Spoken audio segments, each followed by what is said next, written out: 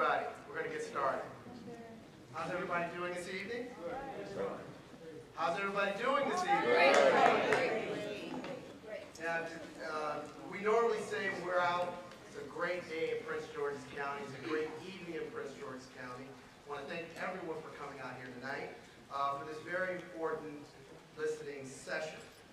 My name is Barry Hudson. I am the Manager of Communications for the County Executive's Office. And I'm pleased to moderate today's session this evening.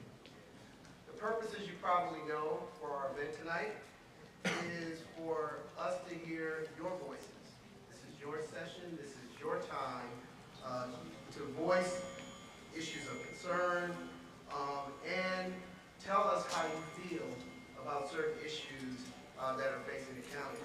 It's your chance to talk to your elected officials, the county executive, and let them hear before we go into the next legislative session the kinds of things that you'd like to see happen in Annapolis or here in the county that will improve the quality of life for Prince Georgians. These sessions are important because they give you, the citizens and residents of Prince George's County, a chance to really kind of give us an idea of what's on your mind. A lot of times, we spend a lot of time talking to you about what we're doing, but today we will not be talking to you about what we're doing. We'll be listening to you and hearing what you have to say. We're fortunate tonight to have some elected officials with us who will be listening along with the rest of us. I first want to acknowledge Senator Ulysses Curry.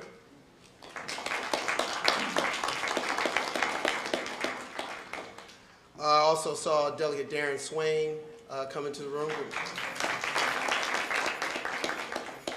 And on our panel here, who will be leading the listening, the chair of the Senate delegation, Doug Peters, and the chair of the House delegation, Jolene Ivey. We also have the Maryland State Secretary of State, Mr. John McDonough. But it's not only the elected officials that'll be here listening tonight. There are a number of key people from the Baker administration are here. Deputy chief administrators, department heads, and other key folks who are here to listen to you and hear your concerns. I see a number of them around the room, some of them standing in the back, some sitting down. I'd like everybody to please stand up real quick so at first, at least everyone can see you.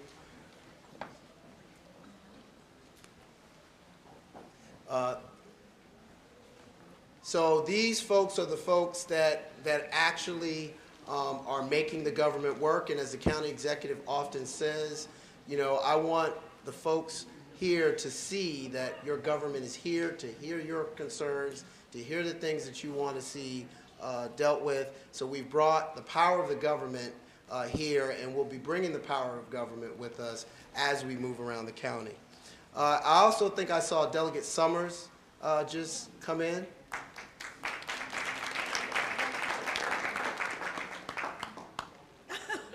Oh, I see Doyle. I see Mr. Nieman in the back there. So again, your elected officials are here. I just want to say a couple of things before I hand it over to the other panelists here. And one of them is this. We've got a couple of other of these going on around the county.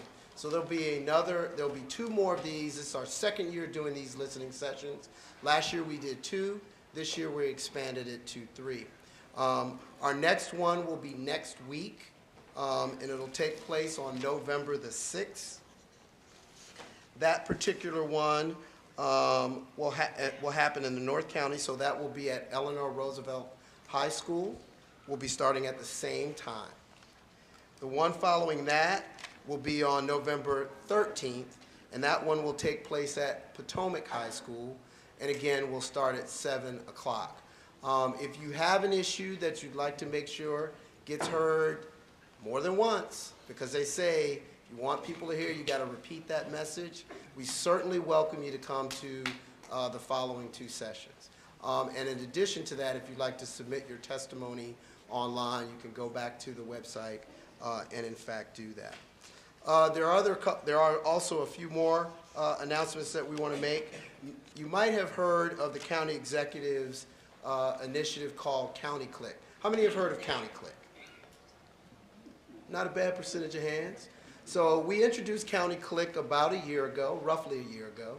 And the purpose of County Click, it's an online as well as telephone service where residents can call in and register non-emergency situations. Potholes in the road, bulky trash, you name it, those kinds of things can be handled through the County Click number. And we actually have representatives here from our 311 County Click area. So as we hear things, you're certainly welcome to visit with them. We have a table right over here for more information. The goal here is to document some of this, but more importantly to try to get your concerns in the process for resolution. The other announcement that we want to make is one of the county executives, I'll call it his signature initiative, and that would be the Transforming Neighborhoods Initiative. Something that we introduced about probably 18 months ago, and the focus of that is to uplift communities that have had historically numbers that are going in the wrong direction.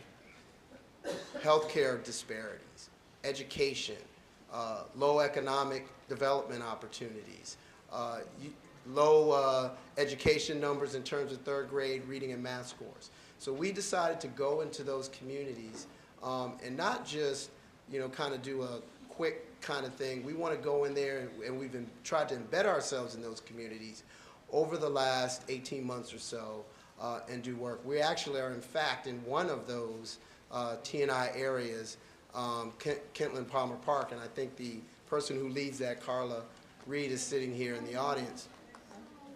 The way that Transforming Neighborhoods is structured, we take really some of the more powerful people in the government to take the lead in each of those areas, and as the county executive calls it, makes them mini mayors of those 6 areas.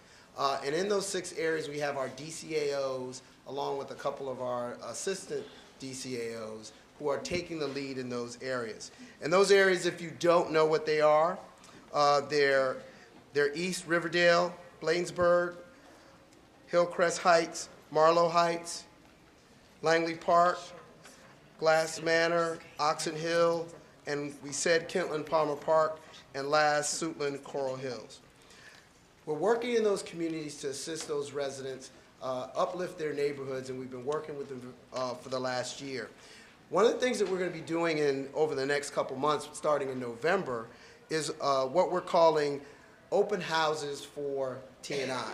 And we welcome any of you to go to these events, whether you live in a T&I area or not. It'd be great to see the things that are going on in these 6 areas. So we've got 6 events happening in each of those areas. There'll be more information coming out on it.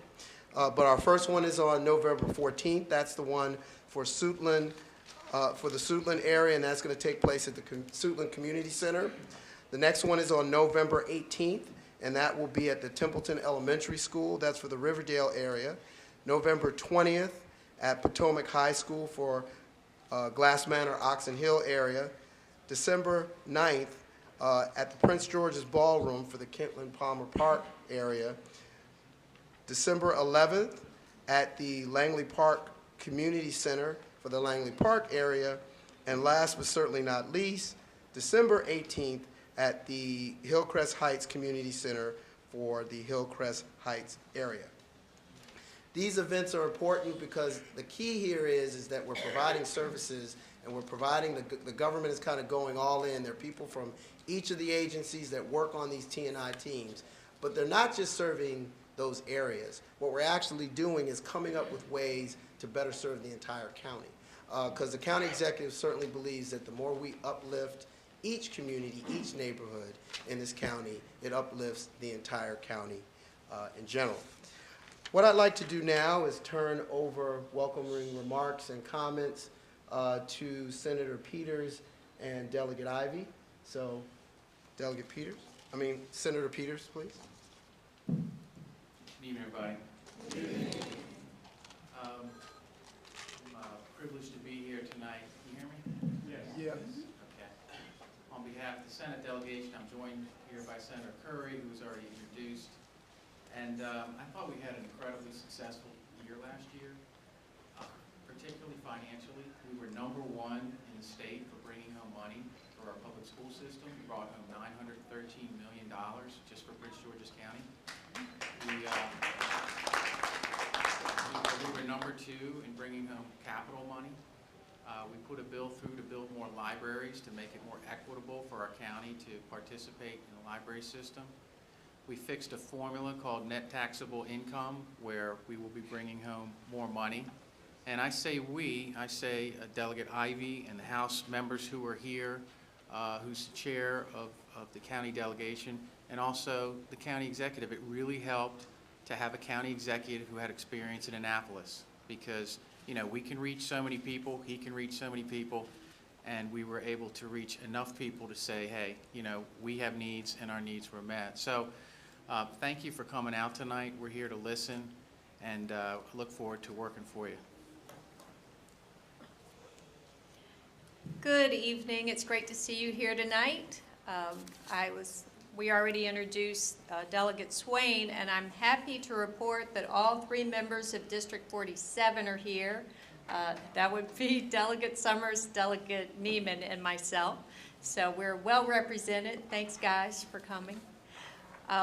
Last year, we also did the school governance bill, which is something that got a lot of attention. It was very controversial in other parts of the state, and controversial to an extent here in Prince George's County, although in the end, our delegation really held together, and in the end, there was only 1 vote against it on the Senate side in our delegation and 1 on the House side. Everybody else was on board, and it was great for us to be able to do something that helps the schools.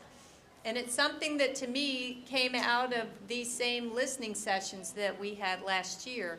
Last year, we sat with the county executive, who is actually on his way tonight. We sat with him, and people got up over and over again to express their concerns they had for the schools.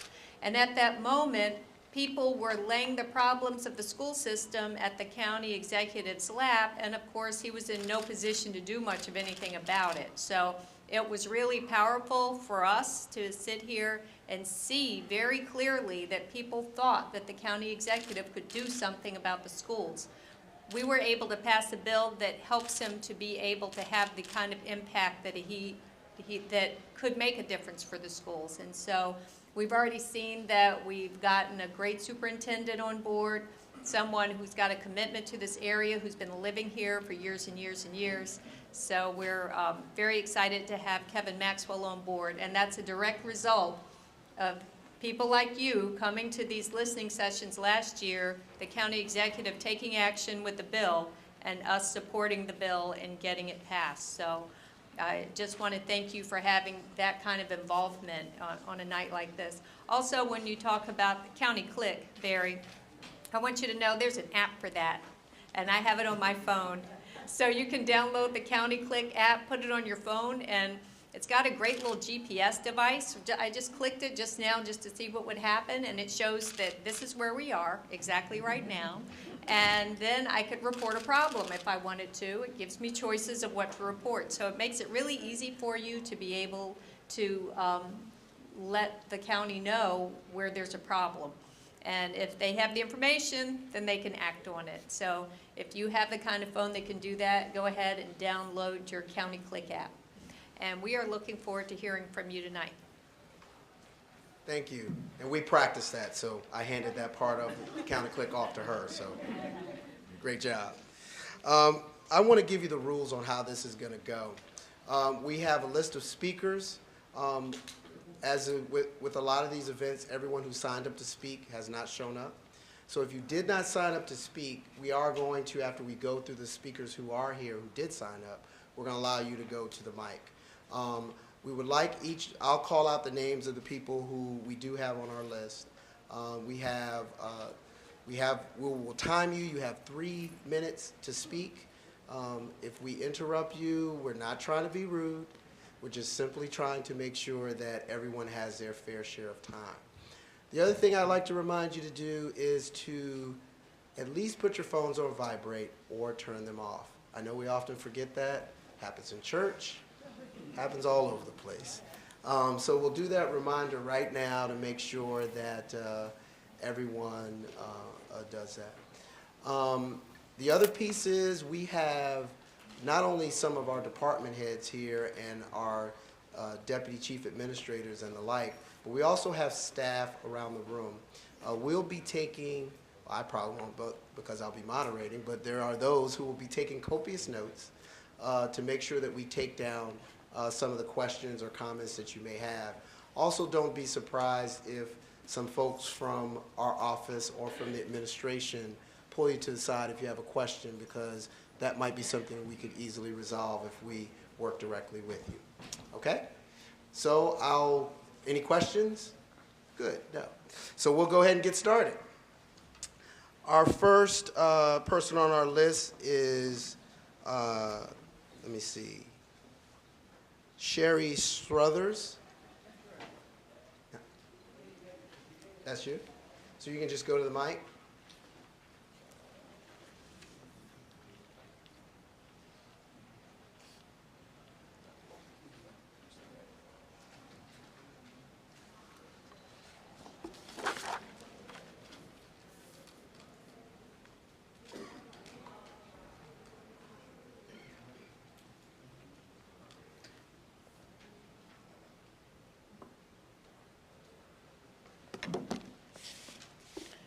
Good evening, everyone. My name is Sherry Stother. I've been a Prince George's County resident since 1983.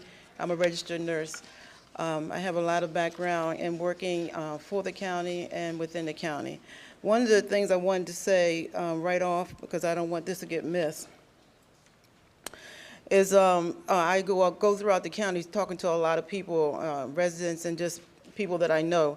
And what they're saying is that, what they said was that no, they did not want gambling in Prince George's County. I want to make that very clear. I don't know exactly how that happened, but it did happen. One of the other things I wanted to say is that, in speaking with my friends and relatives, is that the placement of the regional medical facility, most of the people wanted the facility to be in the Landover area. I don't know how in the world it ended up down in Largo.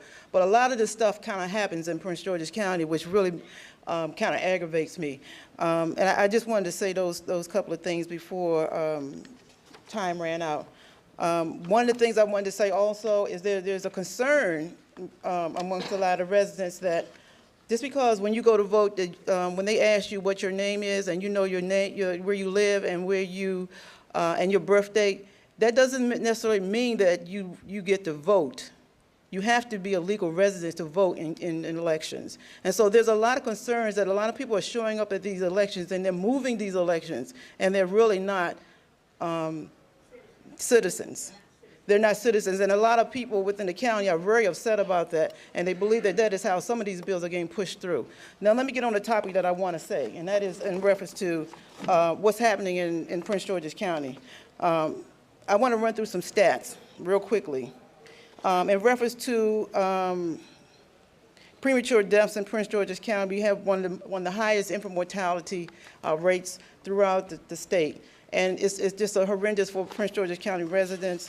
In reference to the numbers, I want to speak to that. African Americans have a 13.3%. Hispanics have a 4.6, and Asians have a 2.7. I want to also speak to the numbers in reference to HIV/AIDS rates. We have one of the highest numbers in reference to this locality, even higher than, I think we're rated first or second for the infection rate. And then I wanted also to mention the graduation concerns, the graduation rate concerns. There are concerns that these numbers that people keep putting out as if we're doing a wonderful job, we're still struggling. And we've been struggling for some time now. And I just wanted to make sure people understand that I'm hoping that when we have this session that we don't have these rush-through bills and don't give people the opportunity to vet, their concerns, that you really, really listen to what the public is saying when we say that we're sending you there to listen to what we say we want you to do, not go up on a hill and do what you want to do, or because of the relationships that you have to compromise. We're not sending you there to compromise. We said we want what we want. We're paying some of the highest taxes nationally, and we want what we want, and that's it. Thank you so much. Thank you very much.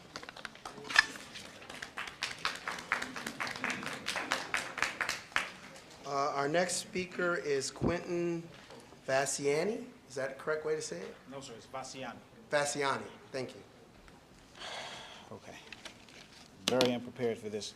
Anyway, my name is Quentin Fasciani. I'm the owner, the sole minority owner of a small used car dealership in Capitol Heights, Maryland.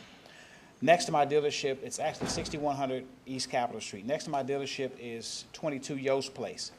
It is across the street from a concrete plant and next to a junkyard. The property that I'm interested in is a dump for people that do construction. They come over, dump old tires, they dump a whole bunch of stuff there. I contacted Miss Linda Allen from the tax department, at which time I was told to wait until the tax sale. This was 2 years ago. She was extremely nice to me, very pleasant, said she's going to help me out. She's trying to get some of these tax debts waived. I called her periodically. She says, well, we have 500 other properties. We can't just be interested in your one property. I says, well, if you help me with this one property, you'll have 499 left. Okay? So she refused to answer my calls. I then hired an attorney. She was very nice to my attorney, who says, wait until after tax sale. We called her after tax sale. She says, well, I don't have my tax bills out yet. Wait until mid-September.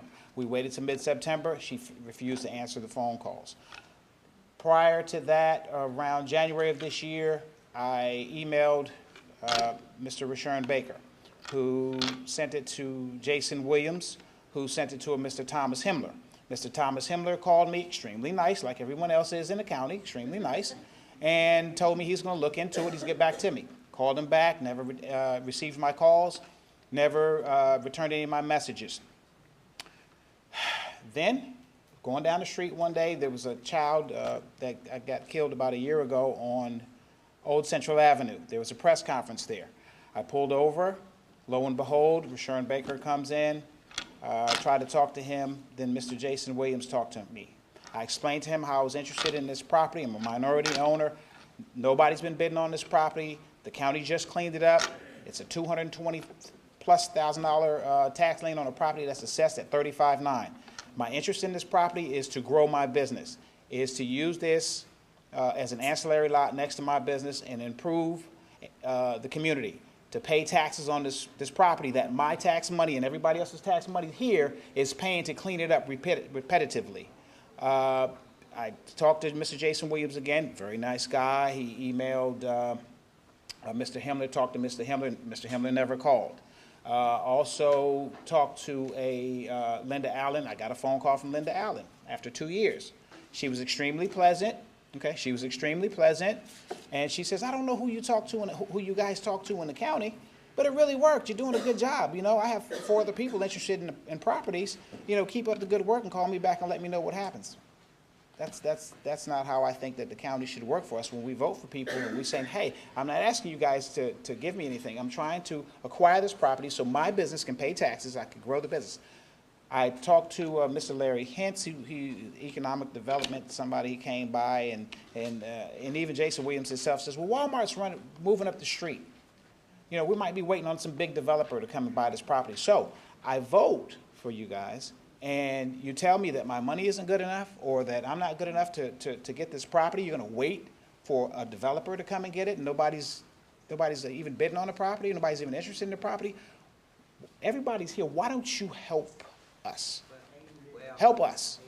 I'm not asking anybody to give me anything. I want to expand my business. I want to pay taxes on this property. It's 22 Yost Place. I'm at 6100 East Capitol Street.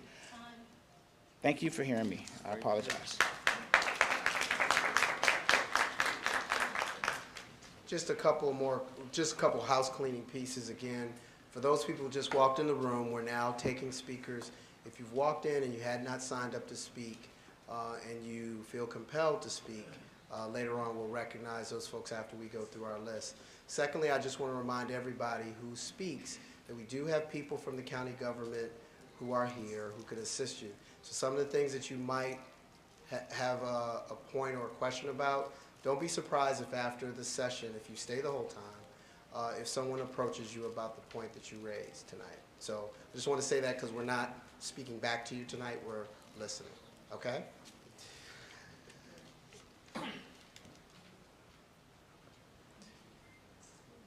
I see the county executive's out in the hallway, but I'm going to give him a chance to get settled while we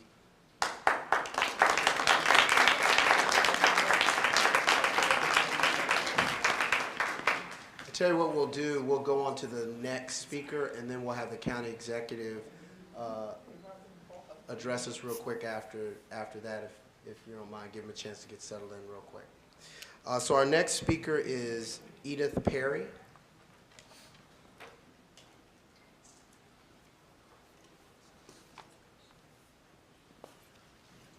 Well, again, my name is Edith Perry, and I'm part of the legacy leadership process through the University of Maryland. What they did was took retired executives, trained us on a legislative process, and then we volunteered. I happen to volunteer at the Governor's Grant Office, so I'm familiar with the legislative process.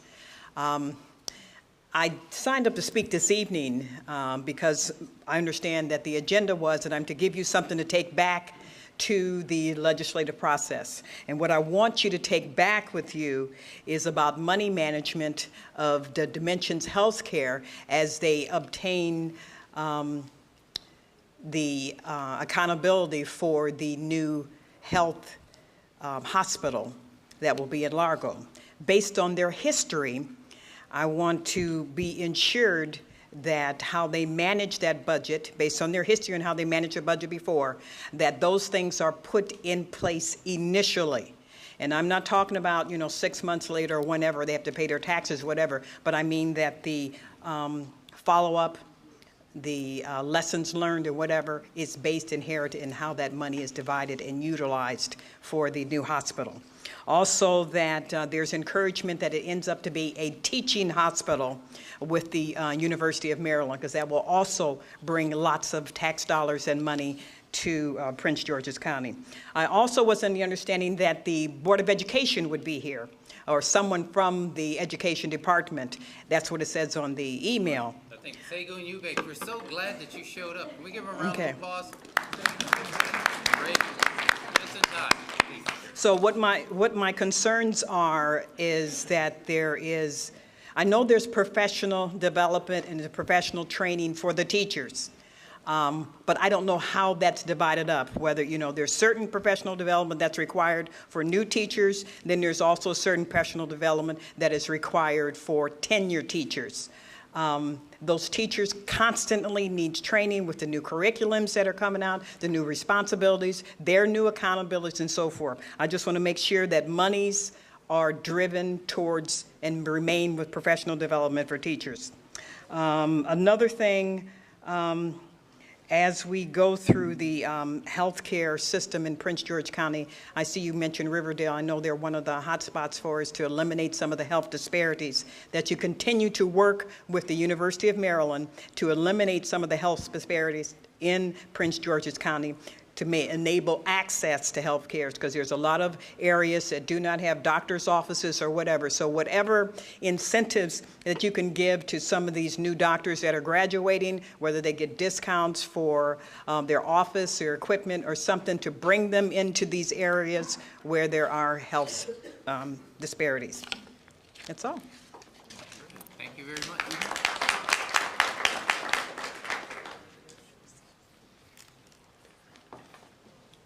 Before that, let me introduce a couple of public officials who snuck in the room. I want to reiterate what the county executive said. We have the chair of the school board, Mr. Segun Eubanks, who snuck in. We also have Patricia Waters, who's a council member from the town of Fairmont Heights.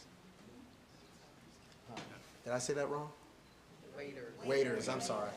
I'm sorry. It was cursive. I don't read cursive that much anymore. I can barely even write cursive now.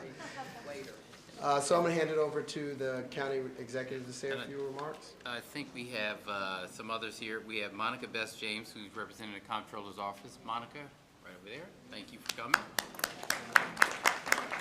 And the chair of our liquor board, Franklin Jackson, right here. You can recognize him. Not sure if we missed anybody else.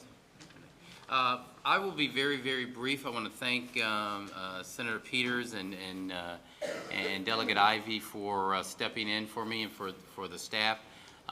This is something that we have started doing, actually, at least since I've been county executive. And it's an idea of us to go out to you before legislation is put in. And they've been great partners in doing this. I actually started doing the legislative hearings when I was chair of the House delegation. Very fun job. And it was a great a chance for us to hear from the community before we actually drafted legislation. We do it now from the executive branch because there are things we're going to go down to Annapolis and advocate for. Some of the speakers have talked about education and health care and things of that nature. And so we want to get a chance to hear from you, not only before we go to Annapolis, but as we're focusing the resources of the county on those things that will make us a truly, truly great county. I'm glad that Barry went over our Transforming Neighborhoods initiative, which is, as most of you know, and hopefully you will get to know better, is the single initiative of this administration. I've often said that this is not a month-long process, transforming neighborhood, or a year or 2 years. It is the philosophy of the administration until we see radical changes in those 6 areas of the county where all the disparities that we talk about are trending in the wrong direction. We're pleased over the last year and a half that we've been doing this to see, especially around public safety, our numbers increase, access to quality health care, we're improving. I think now with, and thank you to both Doug and to Jolene for shepherding through the General Assembly legislation that gives the county executive more authority and more, puts us in with the school system to see that we change and make our school system better. One of the things I like most about it is the legislation they passed through to reform how we do education in Prince George's County is the responsibility now is not solely on the school board or the superintendent or PTAs or parents. It is now where it should be, a partnership with the legislative body, the Senate and the House, the county council, the county executive office, the school board, parents, and the community. And so we think we're going to make great strides. So this is the longest you'll hear me talk tonight. We're really here to hear from you, and we look forward to it. And I think Barry ran down the other ones that are coming along, the hearing. With that, great. Let's go back to the list. Thank you. And she's on the list, but I did want to mention Len Mundy, who's also one of our school board members as well. Brand new. And I can say, doing a great job. I don't know how you were selected, but whoever did it was terrific. I'd like to call up Gina Bowler as our next speaker.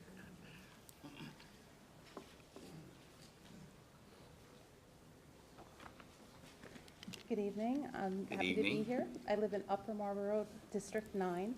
I have 2 preschool-aged children. I'm also co-founder of the grassroots group My Bilingual Child. Our vision is a Prince George's County that nurtures early development of bilingual or multilingual children who excel academically across subjects, interact effectively with people from different cultures, and compete successfully in the global marketplace. It's well documented by the U.S. Census data and in the news that the Spanish-speaking population in our county, in our schools as well, and in the state, and the region, and the country has grown significantly in the past decade or so. Families and businesses recognize this, and they appreciate the academic, cross-cultural, and economic benefits associated with English, Spanish, dual language programs in schools, as well as a well-educated English-Spanish bilingual workforce. So it's time for Prince George's County Public Schools to begin offering Spanish immersion options among the specialty programs, and for you as county executive to demonstrate support for this in whatever way you can, including through the budget process. An excellent start would be an English, Spanish dual language two-way immersion program for kindergarten through the 8th grade. Under this model, roughly equal groups of native English and native Spanish speaking students are taught the curriculum half the day in English, half the day in Spanish. And according to the Center for Applied Linguistics, well-implemented two-way immersion programs are among the most impressive forms of education available in the United States. Students who participate in these programs gain grade-level academic ability, well-developed language and literacy skills in 2 languages, and cross-cultural competence. The opportunity costs of not having English-Spanish dual language programs among the specialty programs offered by our school district are significant. That includes foregone academic, cross-cultural, and economic benefits. The opportunity costs are reflected in families choosing to send their children to private schools, families and businesses moving away or not coming here in the first place. The opportunity costs are far greater than would be the low additional costs to run these programs over English-only programs. As a parent, one of the improvements that I expect to come from the changes that you initiated as county executive concerning our school district is for Spanish immersion options to be added among the specialty programs offered in the 2014-2015 school year. So I expect that you do your part to support that for the benefit of our students and for the county as a whole. Thank you. Now, can I ask you a quick question? So if we did this program, which I'm glad to see Ms. Mundy and the chair here, do you think it can be used to get parents to put their kids who currently don't have their children in our school system, to put them into our school system or take a chance on our school system? Have you seen any research around that? Well, just my research as a parent, when I look at the options, public and private, that are available, I know that Spanish immersion options, including the model that I just mentioned, as well as the international school model with the International Baccalaureate program offered at the primary level, along with Spanish immersion as part of that. These are very desirable programs. I know that private schools charge a lot of money for these sorts of programs, so I think that by including these types of programs among the specialty programs, I think you will definitely draw more families in, as well as businesses. Families who want their children to be bilingual, English, Spanish bilingual in particular, to compete in our community, region, country, et cetera, as well as companies that are interested in having an English-Spanish bilingual workforce. That goes from multinationals to McDonald's. So it's the whole gamut. Thank you. Very good. Bill.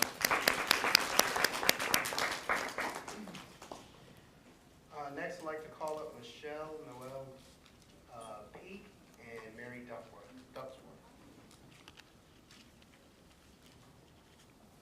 Speaking together, Brett. All right. Come on up.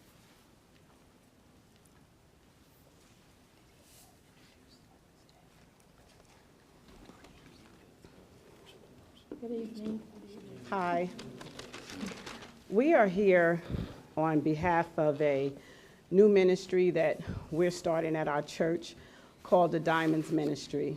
Our church is Mount Calvary Baptist Church in Lanham, Maryland, on Whitfield Chapel Road. And we're one of the ministries that my pastor is forming for a community service center he's going to be opening. This Diamonds Ministry is geared towards helping people who have experienced and are experiencing domestic violence and sexual abuse. And so our goal is to be able to educate them and empower them. And as a new ministry, we have started partnering with other community organizations, such as the new domestic violence unit with the Prince George's County Police Department. We're also partnering now with the Sexual Assault Center at Dimensions Hospital. And tomorrow we have a speaker coming from the Prince George's County Family Crisis Center. We plan to connect with other organizations. We want to reach out to government to help us as well. We're finding some alarming statistics, such as 13,000 cases of domestic violence in Prince George's County alone. But what we just found out that we didn't know is that there is no official charge for domestic violence. So, for example, you can be charged for rape. There's a rape charge, there's a murder charge, but there's no domestic violence charge.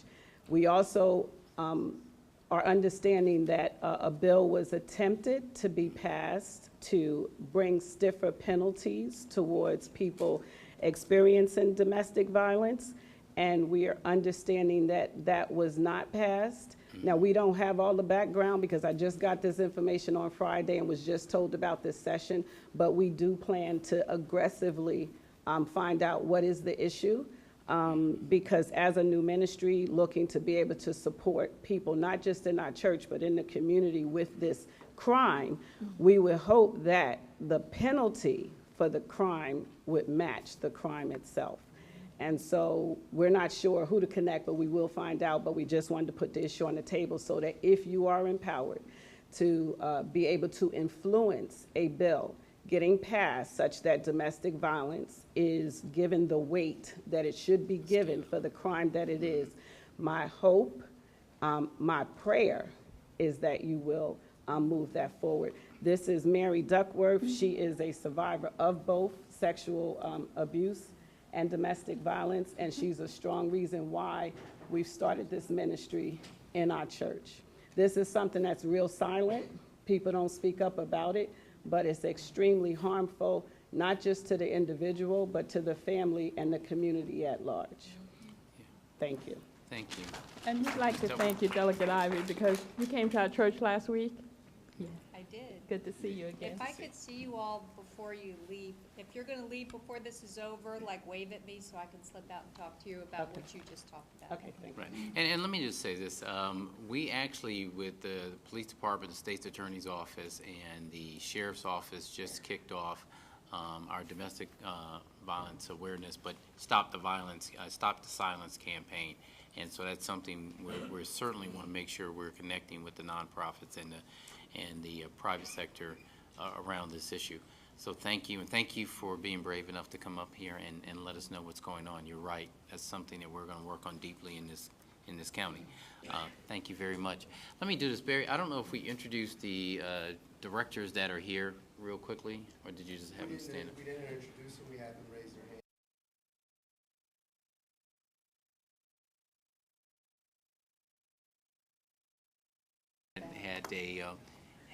Have a chance. Adam.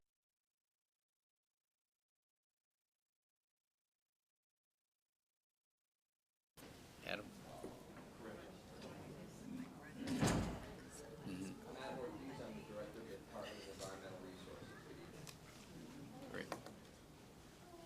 Directors, there's a bunch of you in the back. Oh, there, Teresa Grant. Good evening, Teresa Grant, Department of Family Services. Don't be shy. I'm sorry. Mark, could you reintroduce yourself? We couldn't hear you. Speak up. Mark Bayshore, Fire Chief. Okay. Barry Stanton, Deputy Chief Administrative Officer for Public Safety. Mo? Ryan Moe, Homeland Security Director. Thomas Hemler, Deputy Chief Administrative Officer. Bernard Wright, Director for Office of Information Technology. Terrific. Carla? Carla Reed, Deputy Chief Administrative Officer for Economic Development and Public Infrastructure. Terrific. Did we miss anyone? Rhonda Wilson, Chief of Staff. Here you go. Last but not least. All right. Great. Denora, did you introduce yourself? You and Courtney? Denora Hernandez, Latino Liaison. And Courtney, who are you? Courtney Glass with the Department of Intergovernmental Affairs. And Jackie Woody, did you introduce yourself? I'm Jacqueline Woody, and I work with Lisa Jackson, timekeeper. Good job. Great. And Linda Turner, do you tell them who you are? You're hiding in the back. Linda Turner, I work with the Chief Administrative Officer. Great. Lori's behind you. Where's Lori? Thank you. Oh, I didn't see you. Hi, I'm Lori Valentine. I'm a note taker, and I work for Intergovernmental Affairs as well. What? Great. Can we get everybody? We want to make sure that, and the idea is it's not just an exercise for me to embarrass people and make them stand up. But when you come to these forums, part of it is to get to know your government and who to take questions to besides the panel up here. This is your government. You pay for it. We work for you. And I want you to know the men and women who I think are doing a great job, but certainly want to have you know them also. Dan? Our next speaker is Dan Smith. Daniel, my neighbor. Hello, neighbors. Yeah. That's right. Yeah, I'm Dan Smith. I'm a 28-year resident of the county. So pleased to see so many District 47 representatives here from where I live. You know, I'm here just for a moment to focus on some of the green and environmental issues. Although I will say you know, we've raised 2 daughters through the school system. My wife was on the school board. We're extremely invested and committed and proud of the school system here, and you know, realize that's one of the resources we have that you know has been underperforming, like many of the other resources we have. On the green side, I've been here before, talking as often as a volunteer. We started a Friends of Lower Beaver Dam Creek many years ago, and have done volunteer things along that tributary. But in the last week, I've joined the staff of the Anacostia Watershed Society. So I'll be working with all of you as the Director of Advocacy and Public Policy for the Anacostia Watershed Society, which has been one of the, one of the stronger environmental groups in the county, but also very active statewide. And one of the things that I wanted to just bring up is that many of us in the advocacy community had a meeting earlier today with at the Department of the Environment with Director Ortiz and his staff to learn about and understand the importance of the new stormwater, the Clean Water program and the Clean Water fee, and this incredible program that's coming about as a result of a fee that was passed by our county council through a partnership which was enabled by the state legislature, but also has now been enacted, I think, in this county in the most creative and comprehensive way anywhere in the state. We're very pleased the way it's happening. And so the way it relates here, I think, to this listening session tonight is that there are many jurisdictions in the state that have not been as creative, that have not been as problem-solving oriented, taking the opportunity to enact and adapt these bills and resources to their communities. So there's beginning to be pushback, and there are in some of these jurisdictions we're expecting a strong pushback at the state legislature, and some forces trying to gut the bill, and actually it would do harm to the things that we're doing here. So sometimes we have to play defense, and so I guess I'm here to say that we're aware of that. We want to work with the delegation. Our delegation can look around and see the stories and the framework for positive enabling. So we have some positive stories. We should be out there, in advance of the negative play that's going to come into being, and tell that story about how this is working. And one of the things I guess I appreciate from the way the county has addressed this is to have listened and heard, like from the faith-based community and the nonprofits, who sometimes say, they shouldn't have to pay fees, they shouldn't have to pay taxes or exempt from taxes. But we're all in this together, and I think the way that the county developed the program with the faith-based communities is for them to understand we're all in this together. The properties on our churches produce stormwater that's polluted. We all can share in the cost and the stewardship of cleaning that up. We need to carry that message to Annapolis so that we don't have rollbacks to try to exempt big categories of properties, because if that happens, so that the larger institutions of nonprofits or faith-based communities, if they would be exempted, then the cost would go up for all the rest of us. So the residents and others would have to pay a lot more. So I just wanted to pledge that, and also say that then the trash, the bag fee, transit-oriented development, those issues as well are very important for the environmental quality. So Thank you, Dan. I appreciate that. Very good. Good job. Next up, we'd like to call Pat Fletcher to the mic.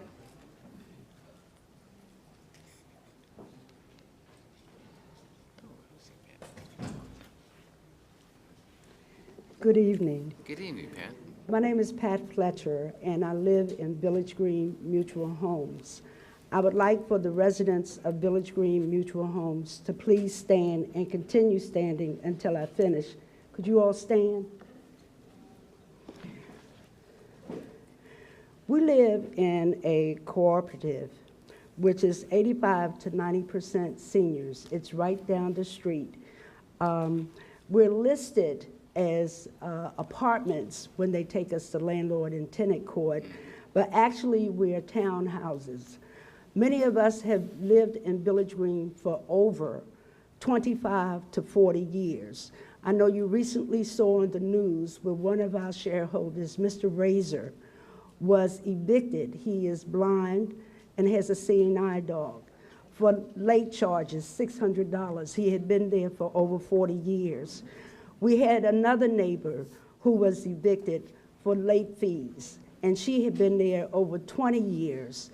And prior to her being evicted, before going to court, the site manager had already accepted money on her home, over $10,000 on her home. So it was pre-planned. We have been coming to the county, we have been coming to some of our elected officials, and we have been coming to HUD regarding election fraud, proxies being cast for people who have been dead for 3 and 4 years. We can't see our records according to the law. We have a shyster attorney who works at the pleasure of the site manager and the president of the board and acts as a personal attorney and manipulates the court system to steal people's homes. We have discovered that $90,000 was given in community block grant funds to the co-op to retrofit, and nobody, we had worked with Mr. Himmler, and the only answer we got is, Ms. Fletcher, we have no records, other than that a check was issued. Nobody can tell us where that money went. Now, we're here today to give information to you all. We want your help. And thank you, Delegate Swain, and I want to thank Delegate Ivy for the assistance they have given us thus far. But we want legislation in Annapolis, because cooperatives in this county is the stepchild of the county. There are no laws on the book to stop this from happening. And we want some laws on the book. And to me, it could be a simple stroke of the pen. You have volumes of laws on homeowners associations, and you have volumes of laws on condos. Just say, and cooperatives, 2 words, and we will be covered. But we have, you talked about livable communities. We're considered in the Kentland Palmer Park area. And what is happening is the management and this one family is stealing the homes of residents here. We're seniors on a fixed income, and it will be no livable community for us because they're trying to steal our homes. We're going to have some other members at the end of this who did not sign up, but I urge you all, and we will put a committee together to help with the writing of the legislation, make it emergency, but it needs to be passed. In addition, we need your help to stop this family, who is the site manager, the president of the board is the site manager's daughter, to have a budget where the site manager jumps from $48,000 to $124,000 a year is crazy. To have an attorney to jump from $36,000 and July 1 his salary pops up to $96,000 is crazy. This cooperative brings in $1.5 million a year, and our money is being mismanaged, and no one wants to help us. Thank you. Thank you, Pat.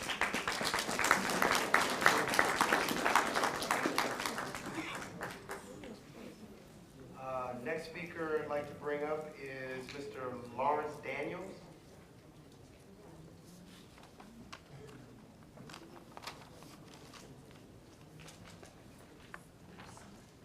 Hi, Mr. Daniels. Yes, sir. Good evening.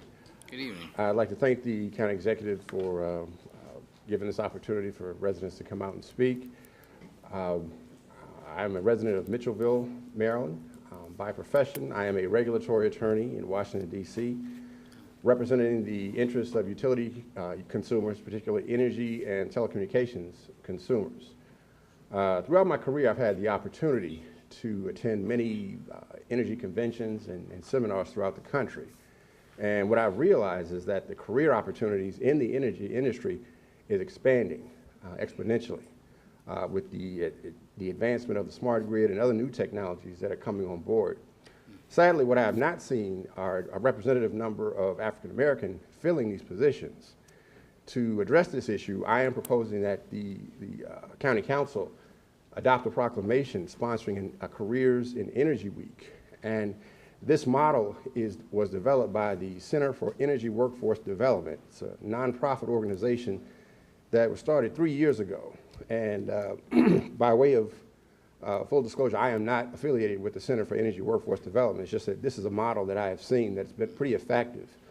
Over the past 3 years, only 15 states have signed up using this model. Maryland is not one of them.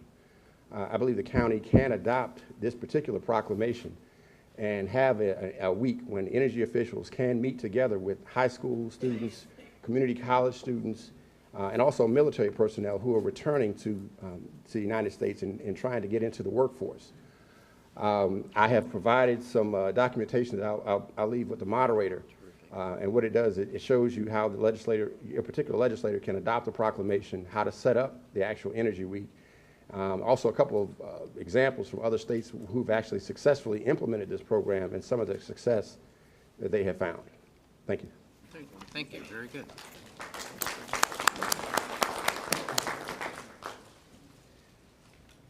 Next up, Erica McKinney.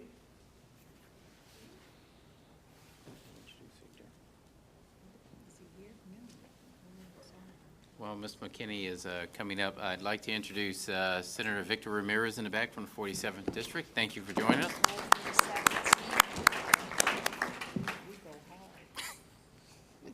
Thank you, ma'am. Good evening, everyone, and thank you very much for the opportunity to speak. I am presenting several issues that I'm very much passionate about. One is education, which is really my major passion.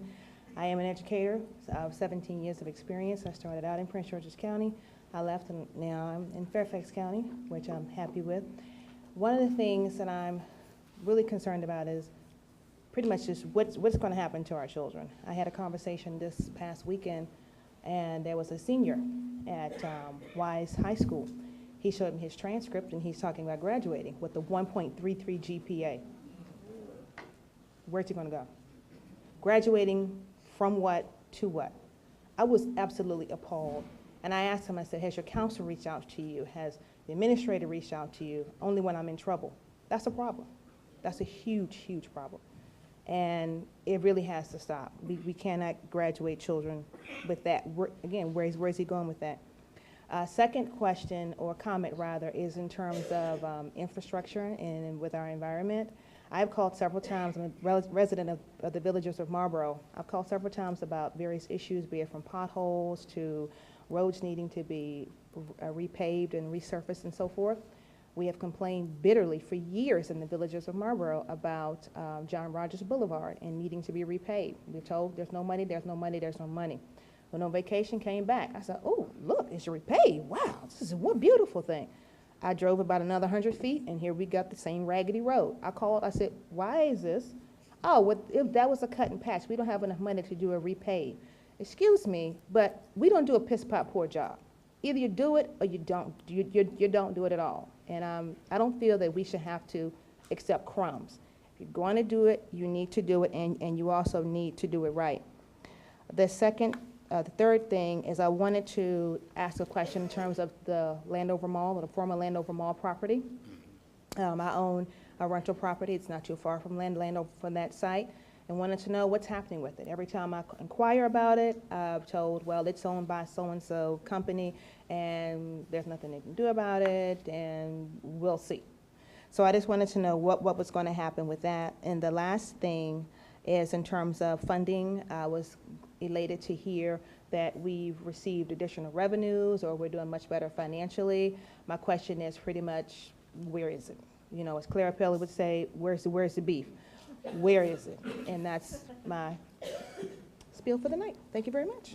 Thank That's you. it. Before we go to the next speaker, just a couple of reminders. One, you're welcome to submit anything in writing to the website. You can submit your testimony if you'd like for us to record that. The second thing is, also don't forget the people that Mr. Baker had introduce themselves around the room. Make sure if you didn't remember who they are, just ask them, who do I go talk to about whatever the topic is? Because that's one of the reasons why we're here tonight. And the third thing was senior moment. It wasn't, the third thing wasn't senior moment. I just had a senior moment. Somebody said, really? Senior? Come on. Junior senior moment. How about that? I had a junior senior moment. But seriously, also don't forget that we have representatives here from our County Click 311. I think one of the representatives was just saying that the point that you brought up, we just got a call on that same thing the other day. The key thing for County Click 311 is when we document these concerns, it allows us to stay on top of them as a government. So we're going to make sure you come over here if you have a concern. After we're done, you can make it over here to the table and sign up on that information. Going to the next speaker, our next speaker is Belinda Queen. While she's coming up, Ms. McKinney, if you could see me afterwards, I represent you, and I have some answers to some of your questions. Okay. Greetings, I'm just going to get to the point. Landover Shopping Center. It has been sitting there for years. We are really overlooking a good place for a lot of jobs. It's right off the Beltway. We really need to get something there. I would really submit something concerning that, because I can go on and on about Landover Mall, but we should have had the hospital there. I know you didn't chose Landover Mall, but I could have seen a sign saying, normally in Virginia you see 19 minutes for emergency service. Y'all know in Maryland it's like 45 minutes for emergency service, but I could see it, but you can't see it because it's not there. But we need better school environments. To our new school person, we really got to work on the environment, especially at Central High School. We got to work on environments. And to our county, all of y'all, we need jobs. Jobs, jobs, jobs. Jobs for our young people, jobs for our seniors who are retired and need to go back to work, and we need jobs for the middle ages. I cannot stress that enough. We need jobs. We need better shopping center. We need quality stores and quality restaurants. We need to have them and demand them in Prince George's County. Stop bringing low-income stores with poor service. We don't deserve it, and we shouldn't settle for it. We need more parks and recreation centers in our senior communities that have been there for years, who have paid the tax dollars. We get new communities, they get these great parks, these great walking parks, these great shelters, and communities like Wilburn and have nothing. But we've been paying tax dollars for years. Community has been around. No, enough is enough. Let's really be fair with that. Communities need to be better improved, change of the businesses. We need better businesses, okay? When development comes, which is very important, Too many developments are getting through. I don't know how they're getting through, but we're not being contacted. Any new development, any change in development, any change in stores, the community should be contacted. I'm registered for my district. It's things going through. I do not understand how where we just got the greater Baiting, a tobacco shop is going up. How can we put the greater Baiting, which is supposed to be a health center in Capitol Heights, and I see a big sign for a tobacco shop? Come on. How can you have health and tobacco in the same shopping center? We got to stop it. I got no information on that tobacco shop. Live right there in the community to get everything else. Didn't get about, and I know that's Capitol Heights. So where's the mayor? He's not here. I'm gonna get Mr. James because I cannot see that. I cannot see that. To go on and on, so I can get my minutes in. I heard an elected official say, and I ain't saying no names. She was talking about online shopping. Some of y'all heard it, okay? We should not be boosting online shopping. I want people shopping right here in Prince George's County. I need the tax dollars. I need jobs for my young people. Why should we be talking about online shopping? I bought this, I did. No.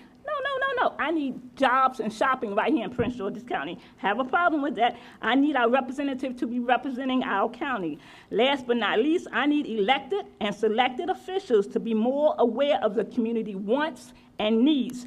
Too many of you have been in office for too long, and you forgot the passion of why you went into office. It's to represent us as a county. It's to represent the people. If you no longer have a passion, it's time for you to step down. It's time for you to step down because truly I've had enough. And I'm going a little bit more. We talk about doctor's office. I live in Capitol Heights. We don't have doctor's offices in the area. We need more doctor's office. My daughter got sick. She has greater Baiting, called for an appointment. They gave her January for sick. She was able to go to the little center they got by Chick-fil-A there. She had carpal tunnel. The man said it would have got worse if she wouldn't have came in. We need more doctors, local doctor's office. That's what we need to be pushing for. We need to be pushing for these things. I've learned that the women's conference that hurt people. Well, guess what, y'all? You want to know why our youth are stealing? Because they don't have money coming in, because they're hurt, and they're hurting us. They're taking from our houses. They're taking from our cars. You want to know why they out in the community breaking in your houses? Because they hurt. They don't have recreation centers. They don't have things to do. Hurt people. And what we have is elected officials who are elected. You're hurting your people. Enough is enough.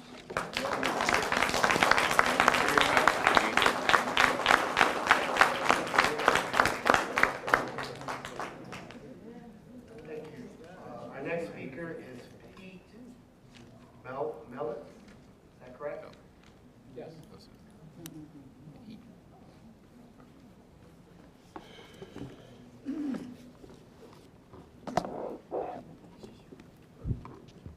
Good evening. Good evening. Thank you. My name is Pete Mellitz. I'm president of the Prince George's County Volunteer Fire and Rescue Association. Also serve as assistant chief in Bowie. With me tonight also is Vice President Dave McGill, fire chief of Seat Pleasant. On behalf of the county volunteers, we are here this evening to express our concerns with the delivery of EMS and fire suppression services throughout the county.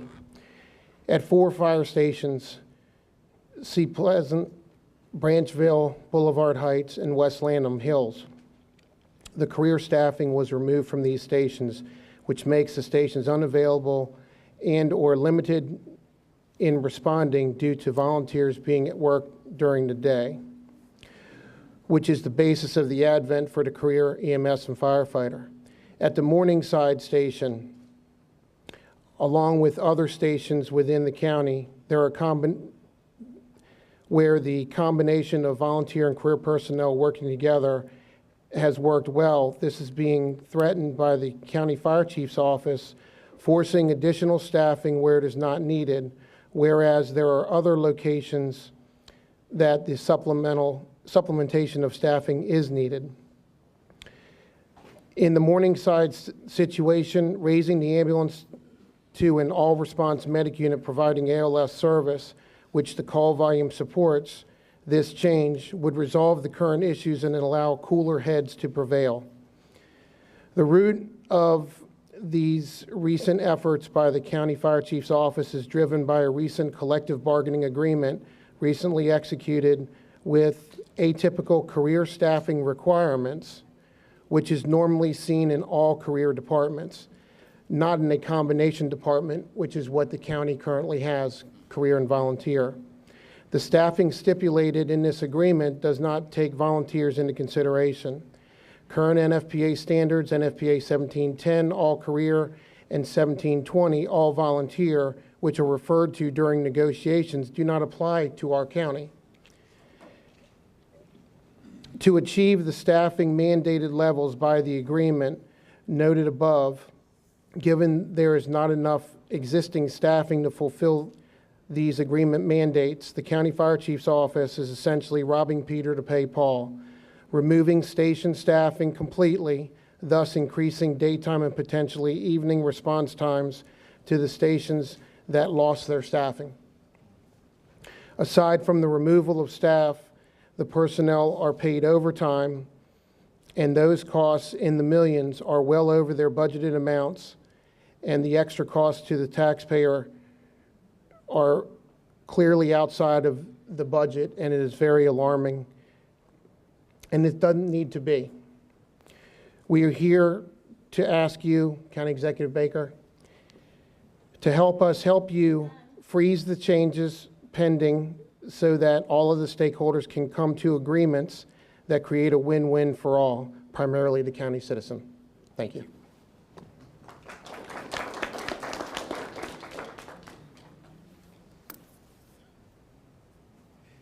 Next speaker is Wayne Money.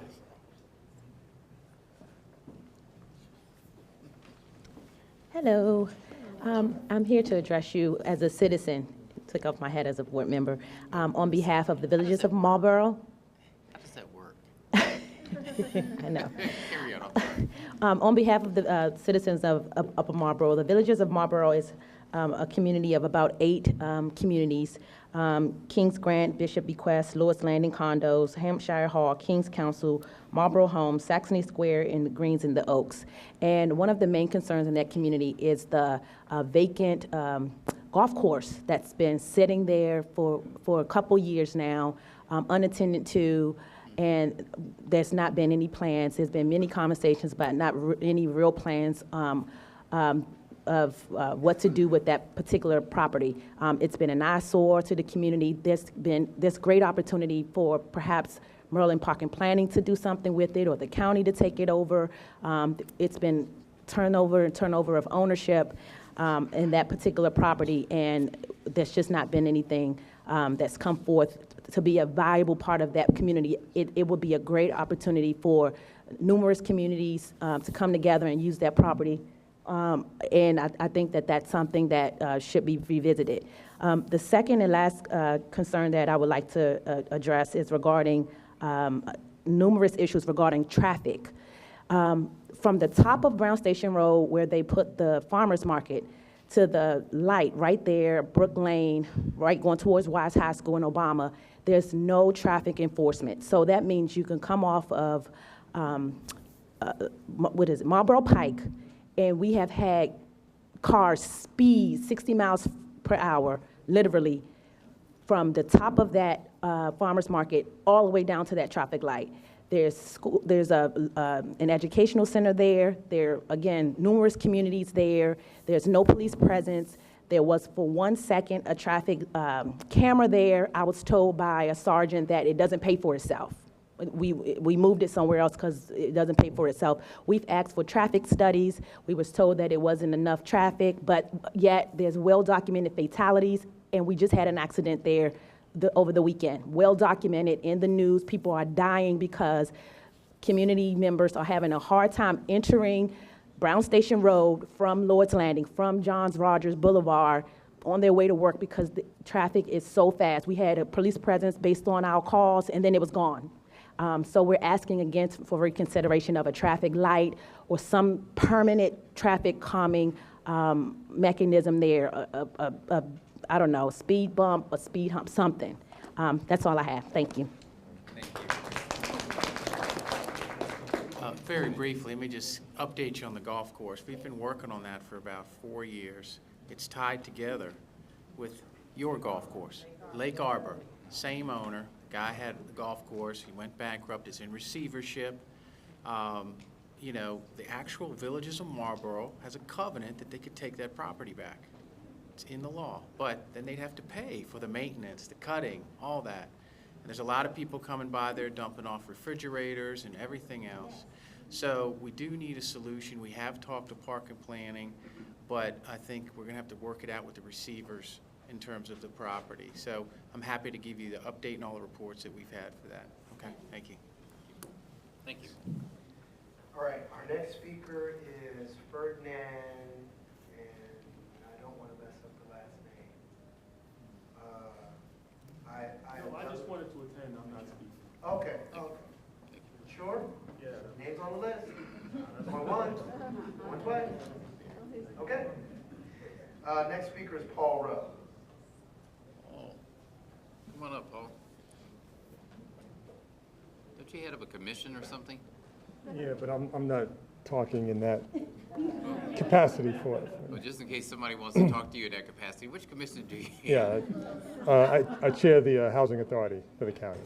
But I come here tonight as a Prince George's County resident, 11-year Prince George's County resident, but also as a developer and developer consultant who understands the benefit of transit-oriented development. And my ask tonight is for the county-state delegation to seriously consider a long-term strategy for pursuing state transportation dollars to establish light rail, mass transit in the county. And I use as context little publicized event during the summer where Governor O'Malley awarded the county $650 million. And certainly acknowledge the executive and the county delegation for securing that money. But that money was used for traditional modes of transportation, vehicular transportation in the form of roads, access roads, streetscapes, and the like. What I'm talking about is something that complements the metro system, the current metro system, but also serves to animate and activate those 15 metro sites that you're so focused on in developing. And I have you imagine, for example, the way that the current metro system is aligned. It's a hub and spoke system. So if you're in one of the terminal locations, let's say Greenbelt, and you want to get to Branch Avenue, you have to go into the district and then out again. What I would suggest is that a long-term strategy look at connecting those terminal locations, Greenbelt, New Carrollton, Largo, and Branch Avenue. And again, this is a long-term vision. You're talking about 20, 30 years. But what that does, it animates all those stations between those terminal locations and the district. And as another example, alternatively, looking at the benefit, for example, of connecting Branch Avenue to National Harbor. And that would certainly create a sense of place for Branch Avenue and add to its market value. So again, wanting to propose that as at least a start in looking at either through feasibility studies, but certainly the long-term view of introducing a light rail mass transit, which specifically benefits the county. Terrific. Thank you. Good suggestion.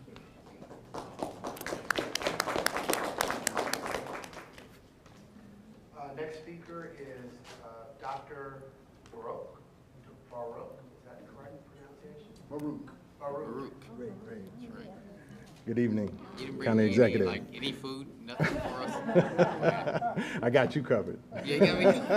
You know, I got the vegetarian at home. Yes, and I want to thank you for allowing us this forum where we could come and share our thoughts and ideas. I happen to be a resident of Prince George's County, I don't know how many years, probably 25 now. And one of the challenges that I'm faced with, which is one of the reasons why I'm in the business that I'm in, is that we're in the most affluent, or one of the most affluent counties and the most educated counties, and we are losing a lot of our financial resources, our legacy wealth, to our lack of access to, I would say, the right information that would guide us in the right direction so that we could do better for our own health and well-being. I'm not as concerned about Bader's, expansion. Beta's expansion doesn't necessarily represent positive growth for me. I would like to see Beta shrink because we don't need as much hospital. Emergent care, sure, but long-term high blood pressure, heart disease, diabetes, and all those other illnesses that we could prevent if we were only educated on how we could, overcome and avoid those illnesses. So I've done the submission of the block grant. I've done all the grant applications. I've tried every way I could, and I've been connected with people. It seems as though the people that are getting, and I could be very well wrong because I don't know all the people, but the people that are getting the resources that are being made available are kind of part of the existing program. They want to perpetuate the existing.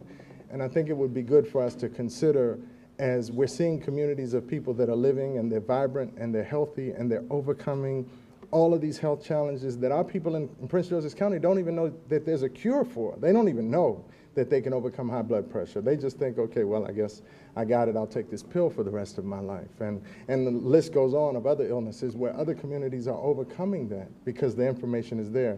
It would be great if we could figure out how in Prince George's County to not be, as if the statistics are right that I've read recently, the second sickest county in the state of Maryland, as we're the most affluent and the richest, that it would be great if we could begin to support an effort to increase the knowledge base as opposed to increasing the hospitals and the wings on hospitals. I think that's one way. If the people just aren't going to change, okay, but I think the people would change if they had access to better information, and I'd like to work with whoever in the health department or wherever it is that I could. I can show you the relationship between academic performance and poor nutrition. I can show you the relationship between crime and violence and poor nutrition. I can show you the relationship between all of the negatives that exist in the county, going back to what makes the cells of our body. If we keep making the cells of our body with the crap that's popping up all over Prince George's County, because you got more of it here than you have anywhere else in Maryland, or except for Baltimore,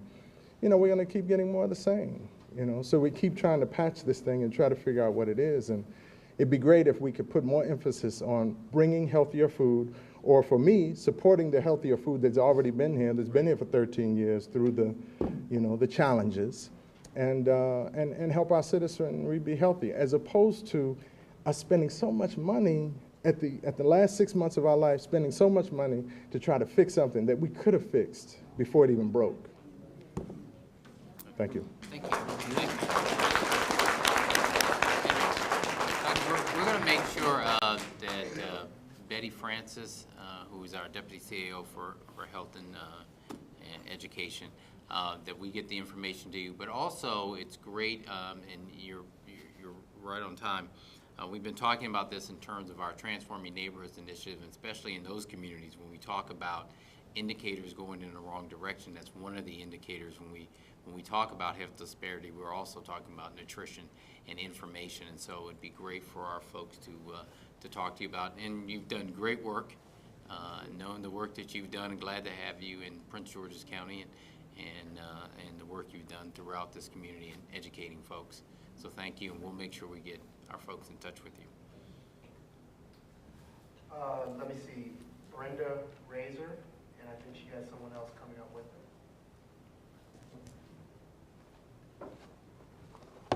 Good evening. Good evening. Pat Fletcher forgot to let you guys know that Village Green Mutual Homes is paid off. We no longer have a mortgage with HUD and had not since 2010. I've learned so much. I've educated myself. I've been one of the ladies who've been a part of this, trying to make a change in Village Green since 2011. I have been from the top to the top to the top, and no one would respond. My brother, Ray Razor, is my brother, and he is over at a hotel that he's not familiar with.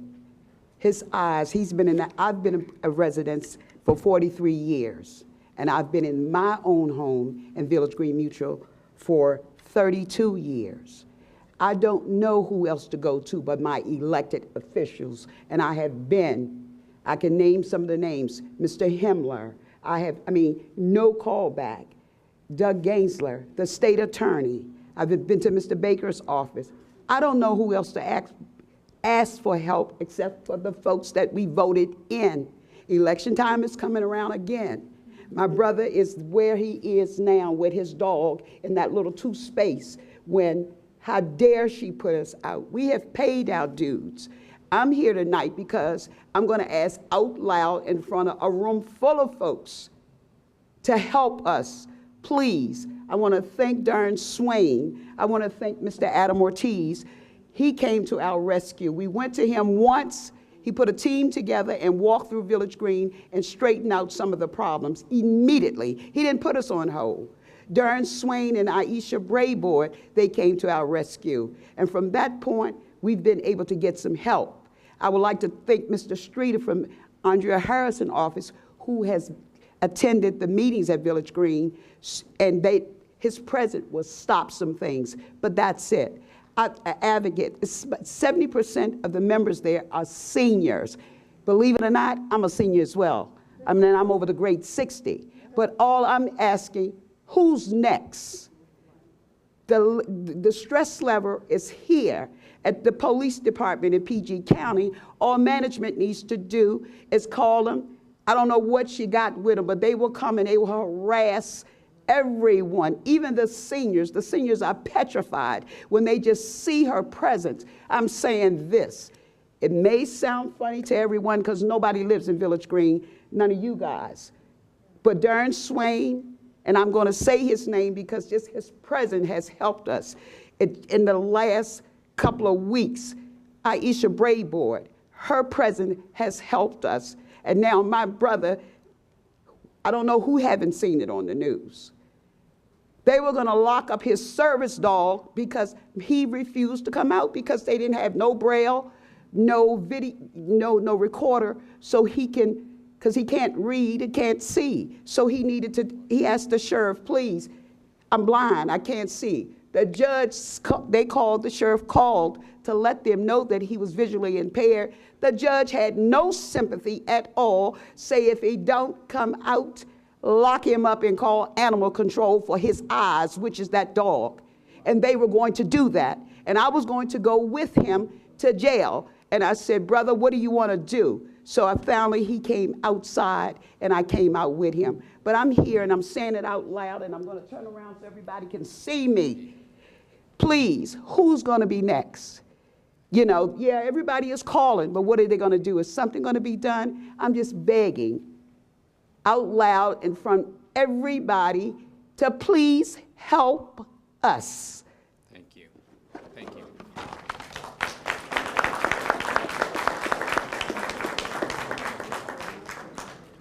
All right, that was our last speaker who actually signed up. We now have about 5 minutes. I'll make it 10 so we get 3 more people in. If anybody else did want to come, now would be the time. Please state your name. My name is Debbie, and also I'm a resident in Prince George's County. I've been in Prince George's County for 40 years. And I'm a part of these ladies on this side and these ladies on this side. I feel dehumanized where I live at. I feel like I'm living in a cult. If we don't do what she say, we don't have a place to stay. And I do not want to live like that anymore. I didn't walk the plank with them. I didn't did this with them. I didn't knock on doors. We cried. We fussed. We went all the way to the top. No one is helping these people out here. And when they did it to the blind man, that was enough. So where is the help for the people? And that's it. Thank you.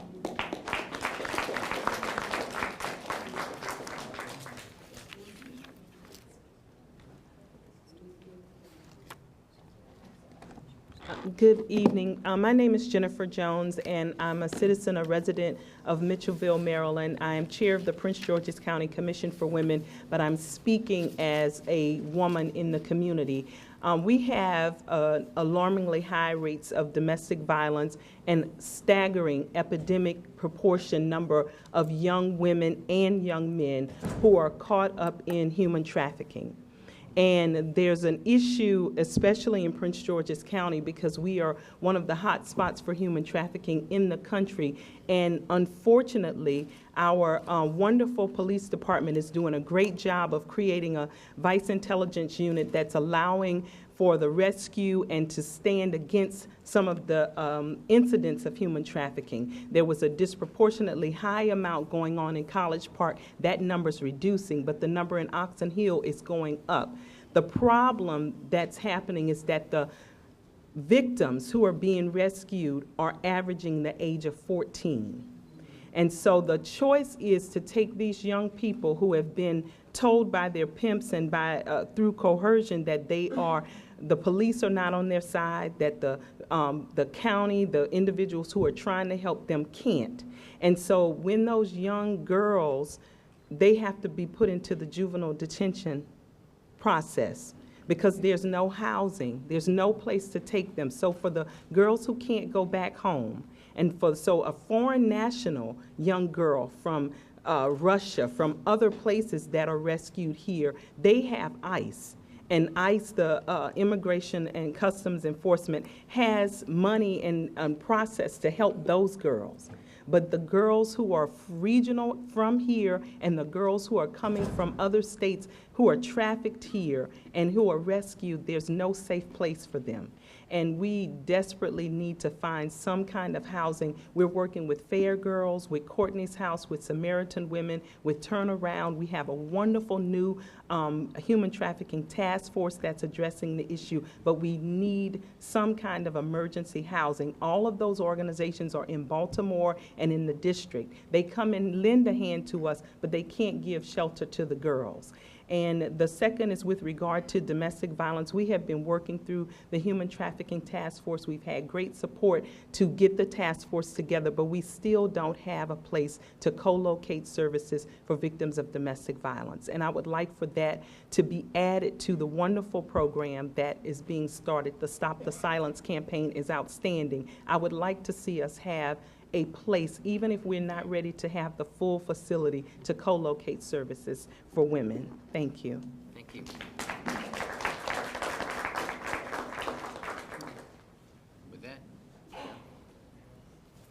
With that, I want to thank you all for coming out and for sharing your thoughts, ideas, and concerns in the county. This is very important. I want you to know that the folks around the room who we're taking this in and taking notes, and certainly we want to make sure that you see them. But thank you for coming out this evening. Thank you. Just a reminder, we have another session on next week, November the 6th. Remember, at Eleanor Roosevelt High School. So you are welcome to come out again that night. Thank you very much for coming.